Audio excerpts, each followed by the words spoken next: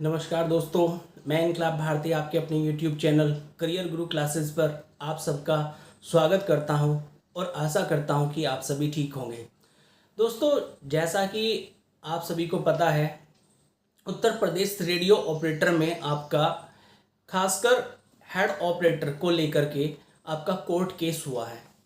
और ये जो कोर्ट केस का मामला है आप लोगों का, आप सभी को ये भी पता होगा दोस्तों कि इसकी जो सुनवाई होनी थी, वो जो लखनऊ बेंच में सुनवाई होनी थी वह 15 जुलाई को होनी थी। लेकिन वहाँ पर आप लोगों का क्या हुआ, वहाँ पर जो बीटेक वाले हैं उन्होंने पास ओवर ले लिया, यानी कि नेक्स्ट डेट ले ली है। ठीक है, अभी तक डेट का तो कोई खास पता नहीं चला है, लेकिन कौन सी डेट रहेगी वो आपको हम इस YouTube चैनल के माध्यम से आप लोगों को बताते रहेंगे। समय समय पर क्या क्या आपके केस में चल रहा है इसकी जानकारी भी आप लोगों को बता देते रहेंगे। लेकिन दोस्तों, आज का वीडियो भी आप लोगों के लिए खास होने वाला है, क्योंकि आज की इस वीडियो में हम बात करने जा रहे हैं कि इलाहाबाद बेंच में आप लोगों का 16 जुलाई को सुनवाई होनी थी। उस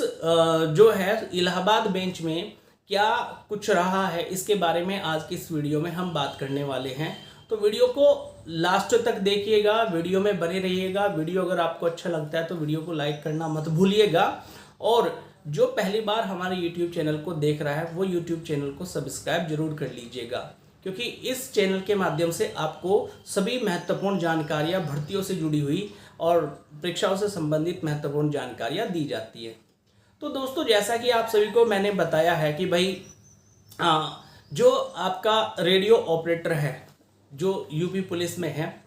इसमें आपका हेड ऑपरेटर को लेकर के डिप्लोमा और बीटेक वालों के बीच में केस चल रहा है आपका हाई कोर्ट में। और इस केस को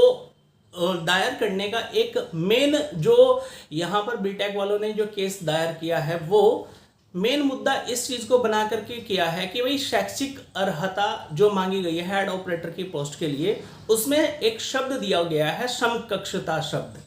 तो क्योंकि देखिए, जो आपका भर्ती बोर्ड है, भर्ती बोर्ड ने अपनी अधिसूचना में ये साफ साफ लिखा हुआ था कि भाई 3 वर्षीय डिप्लोमा होगा या उसके समकक्ष जो भी आपके पास में हो शैक्षिक अर्हता, वही व्यक्ति इसके योग्य होगा। तो मुख्य रूप से आपका बीटेक वालों ने क्या किया, इसको समकक्षता का आधार बना करके आपका जो है हाई कोर्ट में केस कर दिया है। अब जो आपका वहाँ पर जो कोर्ट केस हुआ, भाई आप लोगों का कोर्ट केस में क्या हुआ कि जो अपना पक्ष रखने के लिए बीटेक वालों को कहा गया कि भाई आप जो है किस किस आधार पर ये केस कर रहे हैं। ठीक है, तो एक हुआ रीजॉइंडर। आपने बहुत सुन रहे होंगे इसे वीडियो में कि रीजॉइंडर क्या है। ये रीजॉइंडर, देखिए, रीजॉइंडर जो जमा किया गया है वो किया गया है आपके बीटेक वालों के द्वारा, यानी कि बीटेक वालों का जो पक्ष है उनके द्वारा रीजॉइंडर जमा किया। रीजॉइंडर का मतलब ये होता है कि कोर्ट ने आपसे कहा, मतलब बीटेक वालों से कहा कि भाई आपके पास में और भी कोई अन्य एविडेंसेस हो जिनके आधार पर जो है आप केस कर रहे हैं, तो वो एविडेंसेस आप जो है अपने केस में संलग्न करें। तो जो और भी एविडेंसेस बाद में, यानी केस दाखिल करने के बाद में, लिस्टेड होने के बाद में जो बाद में एविडेंसेस जमा किए जाते हैं, उनको हम रीजॉइंडर के तौर पर देखते हैं। तो ये एक रीजॉइंडर का खेल चल रहा है। ठीक है, और क्या खेल चल रहा है उसके बारे में भी हम बात करेंगे। तो उसके अगेंस्ट, रीजॉइंडर के अगेंस्ट भर्ती बोर्ड ने क्या किया, अपना काउंटर एफिडेविट जमा किया कि भाई ये चीज़ें हैं, ये शैक्षिक अर्हता है, ये मेरी नियमावली है, ये अधिसूचना है, ये मैंने विज्ञापन निकाला था, और जो अधिसूचना दी हुई है, नियमावली दी हुई है और विज्ञापन में दिया हुआ है, उसी के आधार पर मैं जो है उसी शैक्षिक अर्हता के आधार पर भर्ती करूंगा। लेकिन हो क्या रहा है अब दोस्तों, बीटेक वालों को ये पता है कि भाई पहली ही सुनवाई में, यानी कि जिस दिन भी हियरिंग हो गई उसी दिन उनका केस खारिज हो जाना है, यानी कि उनका केस जो है वो समाप्त हो जाना है, रफा दफा कर दिया जाएगा कोर्ट के द्वारा। लेकिन इस केस के मामले में अगर ये रफा दफा हो गया, जो लीडर बने हुए हैं बीटेक वालों के, उनकी कमाई का धंधा जो है वो समाप्त हो जाएगा। इसलिए वो क्या कर रहे हैं, पास ओवर का खेल खेल रहे हैं। आपको पता है कि ये जो आपका लखनऊ बेंच में केस लिस्टेड हुआ था, ये हुआ था 30 मई को। 31 मई को पहली हियरिंग हुई थी, पहली सुनवाई हुई थी, और 8 जुलाई को दूसरी सुनवाई होनी थी, लेकिन पास ओवर ले लिया गया था बीटेक वालों के द्वारा। फिर 15 जुलाई को सुनवाई होनी थी, वहाँ भी पास ओवर ले लिया गया। ठीक है,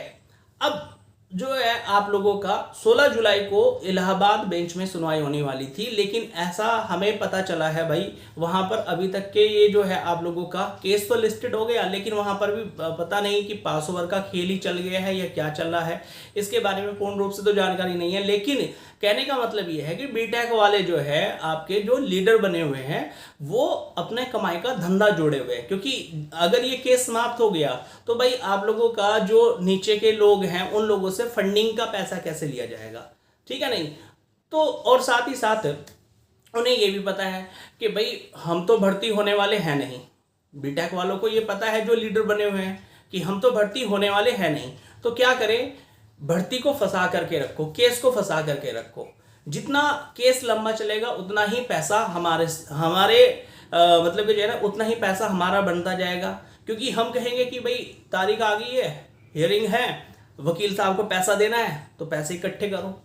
और पैसे किसकी जेब में जा रहे हैं, वो जो लीडर बने हुए हैं उन लोगों की जेब में जा रहे हैं। तो कहने का मतलब यही है कि सारा का सारा मामला जो है आज के समय में उन बच्चों का भविष्य दांव पर लगाया हुआ है इन लोगों ने अपने स्वार्थ के चक्कर में, जो पता नहीं बेचारे कौन सा गरीब फैमिली से है या किस प्रकार की फैमिली से बिलोंग करता है, जो एक इच्छा रखता है कि मुझे नौकरी मिल जाए, जिसके माता पिता सपने सजाए हुए बैठे हैं कि चलो भाई हमारे बच्चे को नौकरी मिल जाएगी। कुछ ऐसे भी अभ्यर्थी हैं जिनके मार्क्स अच्छे बने हुए हैं, जो रिजल्ट की वेट कर रहे हैं। आपको पता है कि इसका पेपर जो था आप लोगों का लगभग जनवरी के करीबन आपका पेपर हो गया था, 6 महीने से ऊपर का समय गुजर चुका है आप लोगों का, सॉरी फरवरी के महीने में आपका पेपर हो गया था जो है, और 6 महीने से ऊपर का समय गुजर चुका है और रिजल्ट अभी तक नहीं आया है। तो भाई